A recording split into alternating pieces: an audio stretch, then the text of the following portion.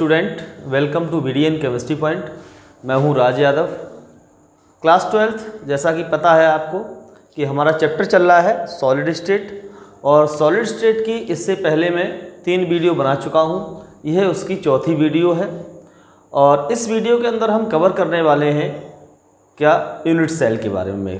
ठीक है, मुख्यतः हम यूनिट सेल को कवर करने वाले हैं कि यूनिट सेल क्या होती हैं, यूनिट सेल कितने प्रकार की होती हैं, और इसके साथ साथ किसी भी यूनिट सेल को बनाने के लिए कितने एटम की आवश्यकता होती है। ठीक है, तो इस वीडियो के अंदर हम इतनी चर्चा करेंगे। ठीक है, तो आइए देखते हैं और सीखते हैं कि आखिर यूनिट सेल क्या होती है। ठीक है, और यूनिट सेल को पढ़ने से पहले मैं चाहूँगा कि एक छोटा सा पॉइंट और पढ़ लिया जाए, जिसे बोलते हैं बेटे हम लोग स्पेस लैटिस, या फिर हम इसको कहते हैं बेटे यानी क्रिस्टल लैटिस। ठीक है, तो नेक्स्ट यानी हमारा अगला हेडिंग है क्रिस्टल लैटिस, यानी CRY क्रिस्टल लैटिस। ठीक है, क्रिस्टल लैटिस, इसमें क्या होता है? क्रिस्टल लैटिस, जो हमारे क्रिस्टलीय ठोस होते हैं, वो क्रिस्टलीय ठोसों में जो संरचनात्मक इकाइयाँ होती हैं, वो संरचनात्मक इकाइयाँ एक निश्चित क्रम में व्यवस्थित होती हैं और ये आपस में क्लोजली पैक होते हैं, बहुत पास पास स्थित होते हैं, बहुत क्लोजली पैक होते हैं। इस व्यवस्था को, इस पैकिंग को हम कहते हैं क्रिस्टल लैटिस। ठीक है, संरचनात्मक इकाइयाँ यानी जो भी संरचनात्मक इकाइयाँ होती हैं, या हम कह सकते हैं अगर संरचनात्मक इकाइयों को एक पॉइंट से प्रदर्शित किया जाए तो इस पॉइंट की, इस व्यवस्था को यानी 3D व्यवस्था को भी हम क्या कहते हैं? क्रिस्टल लैटिस के नाम से जानते हैं। ठीक है, तो क्रिस्टल में उपस्थित, देखिए यहाँ पर, यानी कि या हम कह सकते हैं किसी क्रिस्टलीय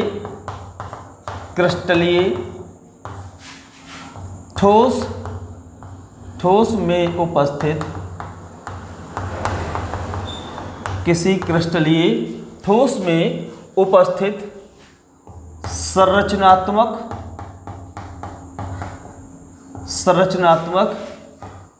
इकाइयों की त्रिविम व्यवस्था को, त्रिविम व्यवस्था, ठीक है, त्रिविम व्यवस्था को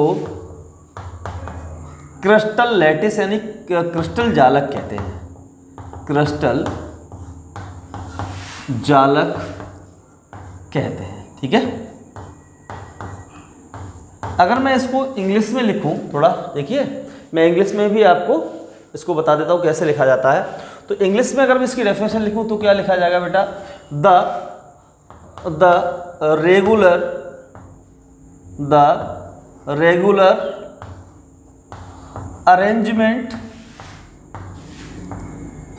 arrangement of constitutional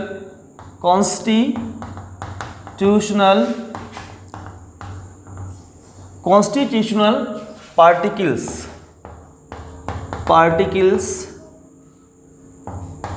in 3D is called as crystal lattice। ठीक है, क्या है? The regular arrangement of constitutional particle. Constitutional particle मतलब क्या हुआ? संरचनात्मक इकाइयाँ। संरचनात्मक इकाइयों की 3D व्यवस्था को ही हम क्या कहते हैं? ए रेगुलर अरेंजमेंट, अर्थात हम कह सकते हैं कि संरचनात्मक इकाइयों की निश्चित व्यवस्था। किस व्यवस्था? किस तरीके से? यानी 3D, 3 डायमेंशनल यानी त्रिविमीय व्यवस्था। इसको हम क्या कहते हैं बेटे? क्रिस्टल लैटिस के नाम से जानते हैं। ठीक है, मान लीजिए अगर आपके पास जो संरचनात्मक इकाई है वो ये है, यानी ये एक हमने जो संरचनात्मक इकाई, इसको एक गोला मान लिया है, और इस गोले के अंदर होता है बेटा सेंटर पॉइंट। क्या होता है बेटा? ये सेंटर पॉइंट होता है। तो मैं जो आपको क्रिस्टल दिखाऊंगा वो मैं इस तरीके से अरेंज करके दिखाऊंगा। जैसे मान लीजिए आपने क्या किया, ये पहला संरचनात्मक इकाई आपने यहाँ रखी, दूसरी संरचनात्मक इकाई आपने यहाँ रखी, तीसरी संरचनात्मक इकाई यहाँ रखी। इस तरीके से आपने अरेंज कर दिया संरचनात्मक इकाइयों को। ठीक है, इसके नीचे इसका दूसरा लेयर लगा दिया, इस तरीके से आप दूसरी लेयर लगा सकते हैं, ये इस तरीके से। ठीक है, तीसरी लेयर आप लगा सकते हो इस तरीके से, तीसरी लेयर लग जाएगी।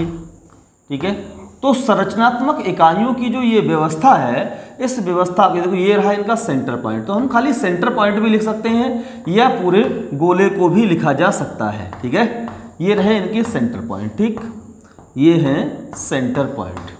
तो ये जो त्रिविम व्यवस्था है, 3 डायमेंशनल व्यवस्था है, इसको हम क्या कहते हैं बच्चों? इसको कहते हैं हम क्रिस्टल लैटिस। ठीक है, ये पूरा जो आपकी व्यवस्था है इसको क्रिस्टल लैटिस कहा जाता है। और इस क्रिस्टल लैटिस में जिस बिंदु पर आपका ये रखा हुआ है, इस बिंदु को कहा जाता है बेटा क्रिस्टल पॉइंट कहा जाता है, या लैटिस पॉइंट कह सकते हैं हम इसको। क्या कह सकते हैं बेटा? यहाँ पर लैटिस पॉइंट कहते हैं। ठीक है, लैटिस पॉइंट कहा जाता है। ठीक, तो ये रहा आपका कि क्रिस्टल जालक क्या होता है। क्रिस्टल जालक बहुत सिंपल सा तरीका है कि क्रिस्टलीय ठोस में जो संरचनात्मक इकाइयां होती हैं, उन संरचनात्मक इकाइयों की त्रिविम व्यवस्था को हम क्या कहते हैं? क्रिस्टल जालक कहते हैं। ठीक है, चलिए क्रिस्टल जालक में क्या होता है, कुछ इसके मेन पॉइंट भी होते हैं, यानी कुछ विशेषताएं भी होती हैं इसकी। जरा देखो विशेषताएं क्या क्या हो सकती हैं। सबसे पहला कि प्रत्येक बिंदु आपकी संरचनात्मक इकाई को प्रदर्शित करता है। संरचनात्मक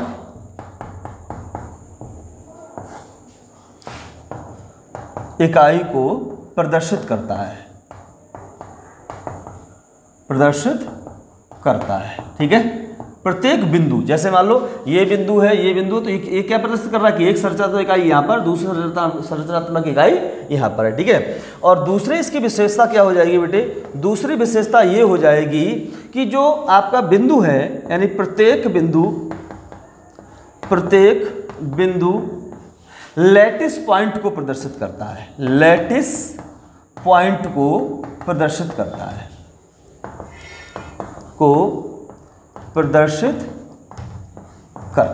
ठीक है, किसको प्रदर्शित करेगा? ये लैटिस पॉइंट को प्रदर्शित करेगा। और एक अगर आप और लिखें, यानी तीसरा पॉइंट अगर आप लिखना चाहें, तो मैं यहाँ लिख दे रहा हूँ, जगह थोड़ी सी कम है, तो तीसरा पॉइंट लिखेंगे क्या है कि प्रत्येक बिंदु को एक सीधी रेखा से जोड़ देते हैं, जिससे इसकी ज्यामिति का निर्धारण होता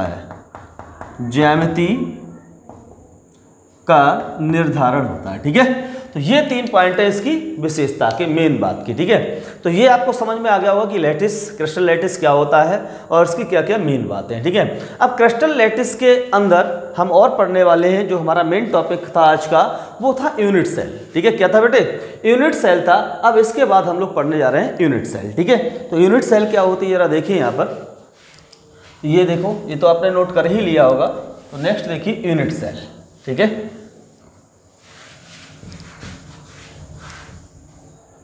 आगे हमारे पास अगला पॉइंट है यूनिट सेल, यानी इसको हम एक और नाम से जानते हैं। यूनिट सेल को हम जानते हैं बेटे इकाई सेल, या फिर एक और नाम से जानते हैं बेटा इसको मात्रक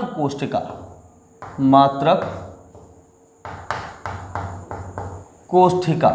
ठीक है, इस नाम से भी हम इसे जानते हैं। तो इसके 3 नाम हैं, यानी यूनिट सेल, या फिर हम इसको इकाई सेल कह सकते हैं, या फिर हम इसको मात्रक कोष्ठिका के नाम से जान सकते हैं। ठीक है, ये कई बार बोर्ड में आ चुकी है। ठीक है, तो ये इंपॉर्टेंट डेफिनेशन होगी, आपको कई बार आ चुकी है, बहुत दिन से आई भी नहीं है ये। तो यूनिट सेल क्या होती है? देखिए, यूनिट सेल पहले हम समझते हैं क्या होती है। जैसे मान लीजिए आप दीवार बनाते हैं, तो दीवार बनाने के लिए सबसे छोटा जो आपका पार्टिकल होता है वो होता है ईंट। ठीक है, हम क्या करते हैं, ईंट को एक व्यवस्थित क्रम में व्यवस्थित करते हैं, अरेंज करते हैं। उसके ईंट के आगे एक ईंट लगाते हैं, ईंट के बराबर में एक ईंट लगाते हैं, ईंट के ऊपर एक ईंट लगाते हैं। इस तरीके से ईंट पर ईंट रखते चले जाते हैं और पूरी दीवार का निर्माण हो जाता है। ठीक इसी प्रकार क्रिस्टल जो होता है, उसकी सबसे छोटी जो यूनिट होती है क्रिस्टल की, वो हमारी होती है यूनिट सेल। उसको हम कहते हैं यूनिट सेल कहते हैं, सबसे छोटी इकाई। जिस प्रकार दीवार की सबसे छोटी इकाई ईंट होती है, उसी प्रकार क्रिस्टल की सबसे छोटी इकाई यूनिट सेल होती है। ठीक है, तो हम ऐसे कह सकते हैं कि यूनिट सेल को बार बार आपस में सटाने पर पूरे क्रिस्टल का निर्माण हो जाता है, अर्थात वह छोटी से छोटी इकाई जिसको हम बार बार आपस में सटा दें या बार बार उसका रिपीटिशन कर दें तो क्या बनेगा, आपका पूरा क्रिस्टल का निर्माण हो जाएगा। तो उस छोटी से छोटी इकाई को हम यूनिट सेल के नाम से जानते हैं, इकाई कोष्ठिका के नाम से जानते हैं। ठीक है, चलिए देखिए डेफिनेशन हो गई होगी तो मैं बता देता हूं आपको डेफिनेशन के बाद इसको समझाऊंगा आपको। ठीक है, तो क्या होगा बेटे, वह छोटी से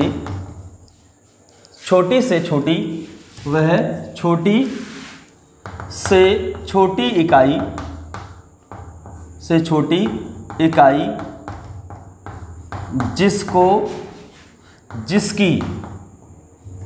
जिसकी बार बार पुनरावृत्ति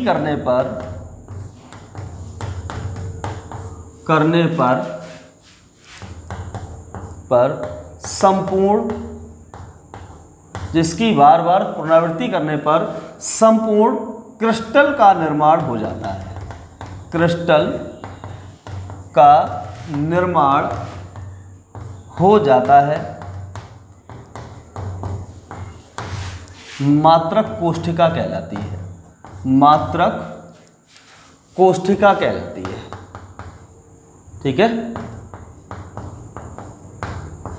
कोष्ठिका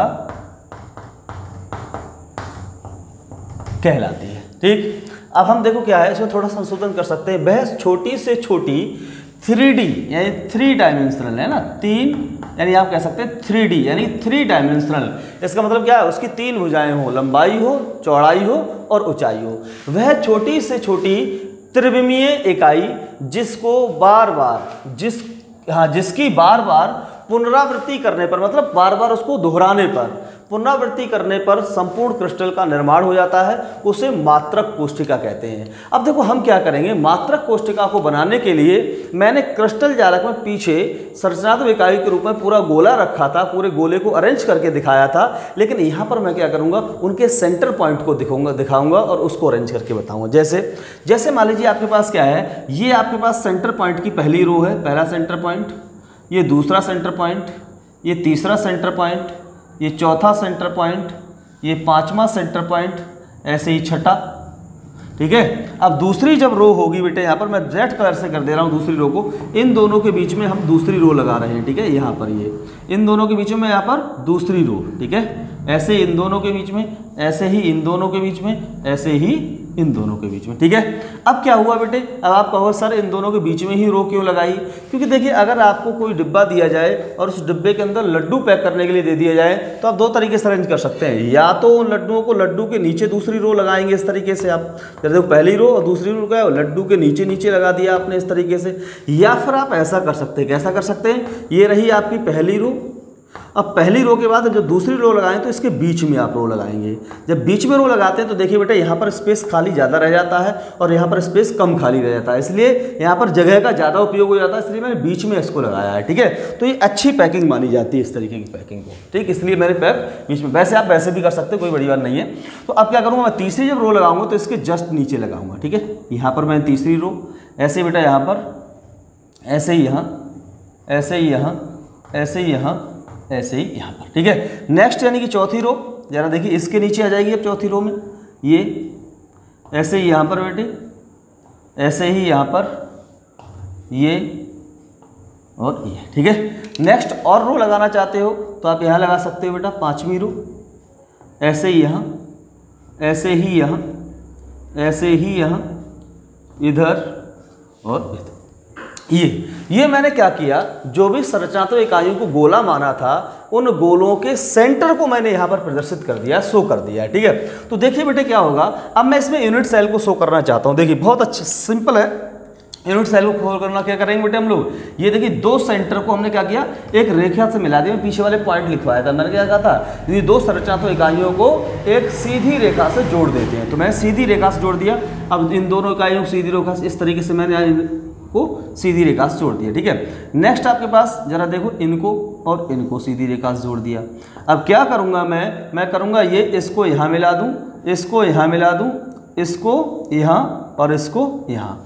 इस तरीके से मिलाने पर आपको एक बॉक्स जैसी स्ट्रक्चर नज़र आ रही होगी, एक बॉक्स जैसी संरचना नज़र आ रही होगी। थोड़ी सी यहाँ से सीधी कर दूँ मैं यहाँ, ठीक है। ये देखिए बॉक्स जैसी स्ट्रक्चर नज़र आ रही है, इसी को हम कहते हैं यूनिट सेल। इसी क्या कहते हैं बेटा हम लोग? यूनिट सेल के नाम से जानते हैं, ठीक है। इकाई कोशिका। अब मैंने कहा था इसको बार बार आपस में रिपीट करोगे, बार बार सटाओगे, बार बार पुनरावृत्ति करोगे तो संपूर्ण क्रिस्टल का निर्माण हो जाएगा। वो कैसे हो जाएगा जरा देखो। इसके पड़ोस में हम दूसरी यूनिट सेल लगाते हैं, तो इसी को आगे बढ़ा देते हैं। दूसरे कलर से बना रहा हूँ मैं यहाँ पर, ये देखिए, ये इसको यहाँ मिला दिया। ऐसे ही आपके पास आ जाएगी बेटा ये और ये, इसको यहाँ मिला दो, इसको यहाँ मिलाइए, इसको यहाँ मिलाइए। ये रही आपकी दूसरी यूनिट सेल इसमें सटी हुई, ठीक है। ऐसे तीसरी यूनिट सेल बना सकते हो। आगे और बढ़ा दीजिए इसको, ये लीजिए भाई, आगे और बढ़ गई, ये लीजिए, ये तीसरी यूनिट सेल हो गई, ठीक है। ये तीसरी यूनिट सेल हो गई, ये देखिए, ये तीसरी यूनिट सेल हो गई। इस तरीके से हम क्या करेंगे, यानी यूनिट सेल को आपस में सटाते चले जाएंगे तो पूरा क्रिस्टल का फॉर्मेशन हो जाएगा। इसे हम बोलते हैं बेटे क्या? इसे बोलते हैं यूनिट सेल, ठीक है। यानी जब वह छोटी से छोटी इकाई जिसकी बार बार पुनरावृत्ति करते हैं तो संपूर्ण क्रिस्टल का निर्माण होता है, तो उस छोटी से छोटी इकाई को यूनिट सेल कहा जाता है, ठीक है। तो ये जो इकाई है उसको हम क्या कहते हैं? यूनिट सेल कहते हैं, ठीक है। नोट कर लीजिए इसको, फिर मैं आगे बताता हूँ आपको, नोट करें। चलो अच्छा, देखिए वो तो ताल लिया होगा आपने। आगे नेक्स्ट हेडिंग हमारे पास है इकाई सेल के अभिलाक्षणिक पैरामीटर। अभिलाक्षणिक पैरामीटर का मतलब ये है कि पैरामीटर चेंज होने के कारण या पैरामीटर चेंज होने के साथ साथ यूनिट सेल के लक्षण चेंज हो जाते हैं, ठीक है। अर्थात यूनिट सेल के लक्षण किस पर डिपेंड करते हैं? पैरामीटर पर डिपेंड करते हैं। तो आइए देखते हैं वो पैरामीटर कौन कौन से होते हैं, ठीक है। तो सबसे पहला है यानी कि कोर की लंबाई, ठीक है। कोर, यूनिट सेल के कोरों की लंबाई, यूनिट सेल के कोरों की विमाएं, ठीक है। विमाएं जैसे आपको पता है विमाएं कौन कौन सी होती है बेटा? A, B, C। अर्थात हम ऐसे कह सकते हैं, A क्या है बेटा? यहाँ पर लंब है, तो A को हम लंबाई मान सकते हैं, ठीक है, लंबाई मान सकते हैं। B को हम चौड़ाई मान सकते हैं, ठीक है। B को क्या मान सकते हैं बेटा? चौड़ाई। और C को हम क्या मान सकते हैं? ऊंचाई मान सकते हैं, ठीक है। तो ये क्या है? लंबाई, चौड़ाई और ऊंचाई, ये क्या होती हैं? यूनिट सेल की पैरामीटर होती हैं। मतलब इनसे प्रॉपर्टी कैसे चेंज होती है? जैसे मान लो अगर A बराबर B बराबर C हैं, तीनों ऊंचाई बराबर हैं, तो चांस ये है कि वो जो यूनिट सेल होगी वो क्यूबिक और रोम्बिक। चलिए इतनी बात आप समझिए, ये इसकी पैरामीटर ये होगी। मैं जब विमाएं आपको पढ़ाऊंगा, मैं यूनिट सेल के जब आगे क्रिस्टल के प्रकार पढ़ाऊंगा वहाँ पर ये बताऊंगा किस प्रकार की होती है, ठीक है।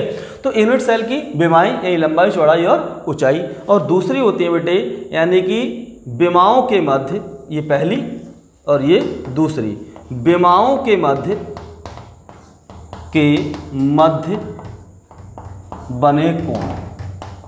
बने कोण, ये आपके होते हैं पैरामीटर, ठीक है। जैसे आपके A और C के मध्य बनता है बीटा कोण, जैसे है ना, जैसे बीटा कोण, ठीक है। ये कहाँ बनता है आपका? A तथा C के मध्य बनता है, के मध्य बनेगा कौन? बीटा कोण, ठीक है। आगे आता है आपके पास अल्फा कोण। अल्फा कोण कहाँ बनेगा? आप इसको क्रम से भी लिख सकते हो, अल्फा बीटा, वैसी बात नहीं। अल्फा कोण कहाँ बनेगा बेटा? B और C के मध्य, B तथा C के मध्य आपका बनेगा बेटे अल्फा कोण। और तीसरा है गामा कोण। गामा कोण कहाँ बनना है आपका? A और B के मध्य, A तथा B के मध्य, A तथा B के मध्य, ठीक है। ये तीन प्रकार के कोण बनते हैं जो कि आपके अभिलक्षणिक पैरामीटर के अंतर्गत आते हैं। इन कोणों में चेंजिंग होने से भी यानी यूनिट सेल का नाम चेंज होता है, यूनिट सेल की प्रकृति चेंज हो जाती है, और साथ साथ इन जो विमाएं हैं, इन विमाओं को चेंज होने के साथ साथ यूनिट सेल की प्रकृति चेंज हो जाती है, ठीक है। चलिए आगे, और हमारे पास नेक्स्ट टॉपिक जो बनेगा वो बनेगा टाइप्स ऑफ यूनिट सेल, अर्थात यूनिट सेल कितने प्रकार की होती हैं, ठीक है। यूनिट सेल के हम लोग प्रकार पढ़ने वाले हैं। देखिए जरा यहाँ पर टाइप्स ऑफ यूनिट सेल, ठीक है।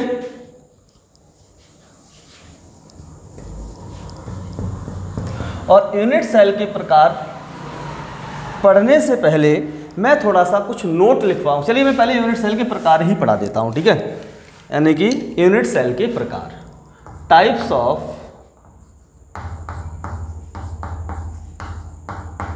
यूनिट सेल, ठीक है। यूनिट सेल के प्रकार, तो यूनिट सेल को दो भागों में बांटा गया है, यानी मुख्यतः दो भागों में यूनिट सेल को बांटा गया है। यानी एक यूनिट सेल होती है बेटे simple unit cell, simple unit cell, ठीक है। या हम इसको बोलते हैं बच्चों प्रिमिटिव यूनिट सेल, और हिंदी में कहते हैं इसे साधारण इकाई सेल, इकाई सेल, या फिर इसको बोलते हैं आध इकाई सेल। सही है। आधे का मतलब है यानी बिल्कुल स्टार्टिंग वाली, जब यूनिट सेल बनी होगी तो स्टार्टिंग में यही वाली यूनिट सेल बनी होगी, ठीक है। नेक्स्ट हमारे पास जो थी इसको बोलते हैं बेटे हम लोग centered unit cell, centered unit cell, ठीक है। सेंटर्ड यूनिट सेल को फिर से तीन भागों में बांट दिया गया है। तीन से भाग कौन कौन से होते हैं? तीन भाग आपके होते हैं बेटे, यानी कि बॉडी यानी फेस सेंटर्ड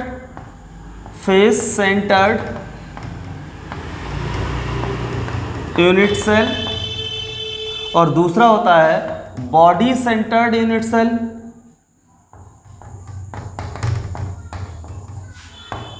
सेल, और तीसरा होता है आपका इंड सेंटर्ड यूनिट सेल।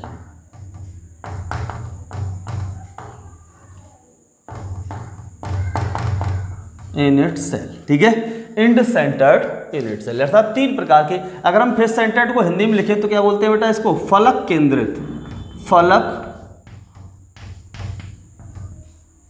केंद्रित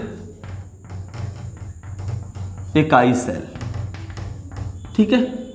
और दूसरा होता है बेटा काय केंद्रित, इसे बोलते हैं काय केंद्रित इकाई सेल, ठीक है। और चौथा है अंत केंद्रित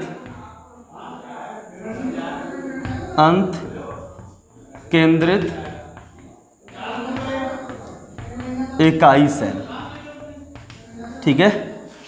बच्चों ध्यान देते रहना, आपको बाहर की बातों पे ध्यान नहीं देना है। आपका बोर्ड मेरी आवाज़ पर, आपके कान मेरी आवाज़ पर और आपकी आंखें मेरे बोर्ड पर होने चाहिए। आपको सब कुछ समझ में आएगा, इधर उधर तो शोर होता ही रहेगा, ठीक है। तो यहाँ देखते रहिए बेटे कि यूनिट सेल आपके बेटा मेनली टू टाइप्स की होती हैं। एक होती है सिंपल यूनिट सेल, आपकी किताब में ही चार प्रकार की मिल जाएंगी, सीधे सीधे लिखा होगा वहाँ पर, सीधे लिख दिया होगा simple, face centred, body centred और इंड सेंटर्ड। हमने क्या किया है, जिसमें सेंटर्ड आ रहा है सबके अंदर, इसलिए इनको हम लोग अलग अलग कैटेगरी बना दी मैंने सेंटर्ड यूनिट सेल की, ठीक है। इसलिए ये भी चार प्रकार की और वैसे भी यूनिट सेल कितने प्रकार की हो जाएंगे बच्चों? चार प्रकार की हो जाएंगी, ठीक है। तो देखिए आगे, अब हम क्या करेंगे, एक एक करके इन सारी यूनिट सेल की विशेषताओं को पढ़ेंगे कि आखिर ये यूनिट सेल क्या क्या होती हैं, इनकी क्या क्या पहचान होती है, ठीक है। तो देखिए बेटे, इनकी पहचान के लिए सबसे पहले हम पढ़ने वाले यूनिट सेल हैं वो है सिंपल यूनिट सेल या प्रिमिटिव यूनिट सेल, ठीक है। सिंपल यूनिट सेल या primitive unit cell, primitive unit cell. इस यूनिट सेल के अंदर क्या होता है बच्चों, इस यूनिट सेल में जो कॉन्स्टिट्यूशनल पार्टिकल्स होते हैं, जो संरचनात्मक इकाई होती हैं, वो केवल यूनिट सेल के कोनों पर प्रेजेंट होती हैं। कहाँ पर प्रेजेंट होती हैं बेटे? केवल और केवल कोनों पर प्रेजेंट होती है, ठीक है। तो यहाँ पर लिख सकता हूँ बेटा मैं, इस प्रकार की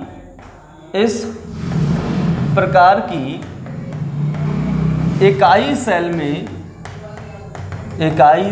में संरचनात्मक इकाइयां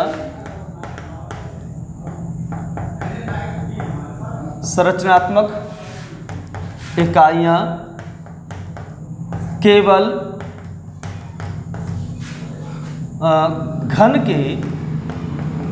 घन के कोनों पर स्थित होती हैं, कोनों पर स्थित होती है। ठीक है, तो ये जो यूनिट सेल है वो घन के रूप में होती है और उसी घन में हम थोड़ा थोड़ा फेरबदल कर देते हैं तो टाइप्स ऑफ यूनिट सेल हो जाती है। ठीक है, केवल कोनों पर स्थित होंगी। घन किसे कहते हैं? घन ऐसी संरचना होती है, ऐसा क्रिस्टल होता है जिसमें लंबाई बराबर चौड़ाई बराबर ऊंचाई होता है और अल्फा बराबर बीटा बराबर गामा ये 90 डिग्री होता है। अगर ये कंडीशन कोई फॉलो करता है तो उसे हम घन यानी कि क्यूब कहते हैं। जैसे में देखिए बेटे, आप यहाँ पर क्या करेंगे, हम एक क्यूब बनाएंगे, घन बनाएंगे। देखो यहाँ पर ये देखिए एक घन बनाते हैं।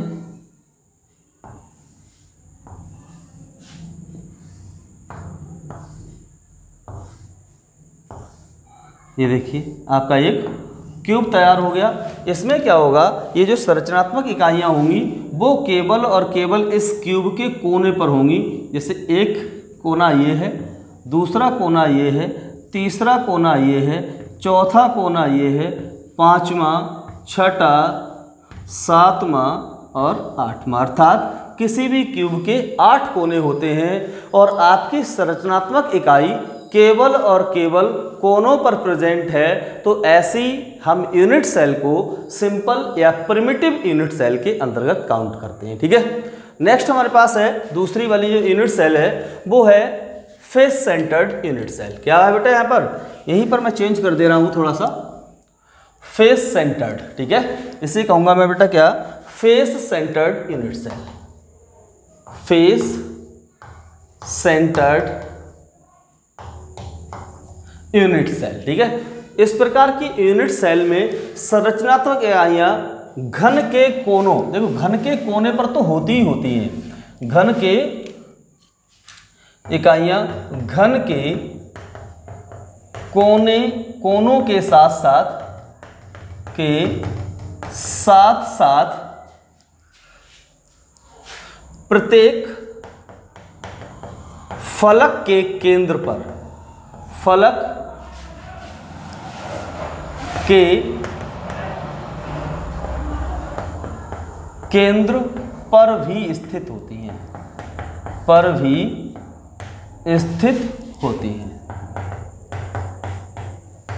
ठीक है, तो ऐसी यूनिट सेल यानी ऐसी इकाई सेल जिसमें संरचनात्मक इकाइयां घन के कोने पर तो हों लेकिन कोनों के साथ साथ प्रत्येक फलक पर भी प्रेजेंट होती हैं, तो ऐसी हम यूनिट सेल को हम बोलते हैं बेटा फेस सेंटर्ड यूनिट सेल। ठीक है, फेस सेंटर्ड यूनिट सेल कहा जाता है। जैसे मान लीजिए एक बार को मैं ये मानता हूँ, ये जो डिब्बा है आपका, ये चौक का जो डिब्बा है, इसको एक बार को आप घन मान लो। हालांकि ये घन है नहीं क्योंकि इसकी चौड़ाई अलग है, लंबाई अलग है, ऊंचाई अलग है ना। तो ये क्या हो गई बेटे, ये चौड़ाई हो गई, ये आपके पास क्या हो गई, ये लंबाई हो गई और ये ऊंचाई हो गई। तो ये आपको लंबाई चौड़ाई ऊंचाई, तो इसके अंदर अर्थात ये क्यूबिक तो है, ये 3 डायमेंशनल तो है, इसकी 3D स्ट्रक्चर तो है, लेकिन ये क्यूबिक नहीं है। क्यों नहीं है? क्योंकि इसकी ये अलग है, ये अलग है, ये अलग है। ठीक है, मान के चलते हैं कि एक बार को ये क्यूब है यानी घन है, मैं सतह बता सकता हूँ इससे कितनी सतह है। तो देखो बेटा क्या, ये देखो एक फेस ये है और इसके जस्ट अपोजिट एक फेस ये, 2 फेस हो गए, यानी तीसरा फेस ये है और इसके जस्ट अपोजिट चौथा फेस ये है। ठीक है, 5वां फेस ये और छठा फेस ये, टोटल कितने फेस होते हैं क्यूब के अंदर? 6 फेस होते हैं। तो प्रत्येक फेस के सेंटर पर भी क्या होगा, यानी यूनिट सेल की संरचनात्मक इकाई प्रेजेंट होगी प्रत्येक फेस के सेंटर पर। ठीक है, तो देखिए बेटे यहाँ पर क्या है, मान लीजिए आपके पास ये एक फेस ये है, तो ये फेस का सेंटर यूनिट सेल आपकी यहाँ पर प्रेजेंट है और दूसरी यूनिट यानी आपकी यूनिट सेल की फेस दूसरी ये है, इसके जस्ट अपोजिट वाली ये फेस है। ठीक है, मैंने इसको जोड़ दिया।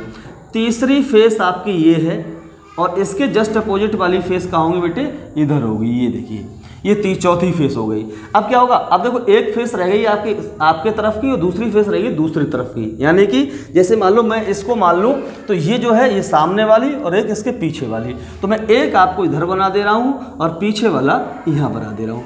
इस प्रकार फेस सेंटर्ड यूनिट सेल में जो होते हैं वो आपके कोने पर तो होते हैं, संरचनात्मक इकाइयाँ जो हैं या परमाणु या अणु जो गोले हैं वो कोने पर तो होते हैं, लेकिन कोनों के साथ साथ प्रत्येक सतह के केंद्र पर भी प्रेजेंट होते हैं, प्रत्येक फेस के सेंटर पर भी प्रेजेंट होते हैं, इसलिए इन्हें फेस सेंटर्ड यूनिट सेल कहा जाता है। फेस सेंटर्ड यूनिट सेल इसीलिए इनको कहा जाता है। ठीक है, नेक्स्ट आगे हम लोग पढ़ेंगे बेटे बॉडी सेंटर्ड यूनिट सेल को। किसको पढ़ेंगे बेटे हम लोग अब? बॉडी सेंटर्ड यूनिट सेल को। इसी में देखिए, यानी body centred unit cell, Hindi में पीछे बता चुका हूं। देखिए डेफिनेशन इसी में हो जाएगी, क्या है कि इस प्रकार की इकाई सेल में संरचनात्मक इकाइयां घन के कोनों के साथ साथ, यानी कि घन के कोनों के साथ साथ क्या होगा, घन के केंद्र में भी स्थित होती हैं। घन के कोनों के साथ साथ केंद्र में भी, केंद्र पर भी स्थित होती है। घन के केंद्र पर लिख लेता हूं, चलिए, घन के केंद्र पर भी स्थित होती हैं। तो देखो बेटा, ये आपके पास क्या फेस सेंटर्ड है, इसी को हमें बनाना है बॉडी सेंटर्ड। तो क्या होगा, जब बॉडी सेंटर्ड होगा बेटे, तो यहाँ पर जो फेस पर प्रेजेंट थी, ये फेस पर अब नहीं रहेंगी। कहाँ आ जाएंगी? अब ये आ जाएंगी केवल और केवल बॉडी के अंदर, यानी केवल और केवल इस पूरे घन के सेंटर में, यानी कि यहाँ पर इस तरीके से ये आपके पास हो गई कौन सी? Body centred unit cell. ठीक है, बॉडी सेंटर्ड यूनिट सेल के श्रेणी में आ रहा है। ठीक है, अब इसके बाद आपके पास आता लास्ट, यानी इंड सेंटर्ड यूनिट सेल। ठीक है, इसको मैं आपको लास्ट बता रहा हूं, इसका इंड सेंटर्ड यूनिट सेल। ठीक है, इंड सेंटर्ड यूनिट सेल में क्या होगा बेटे?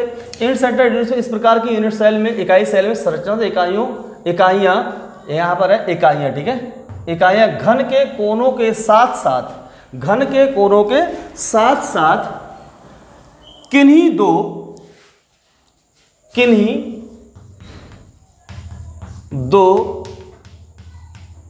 फलक, किन्हीं दो फलक के केंद्रों पर भी स्थित होती हैं।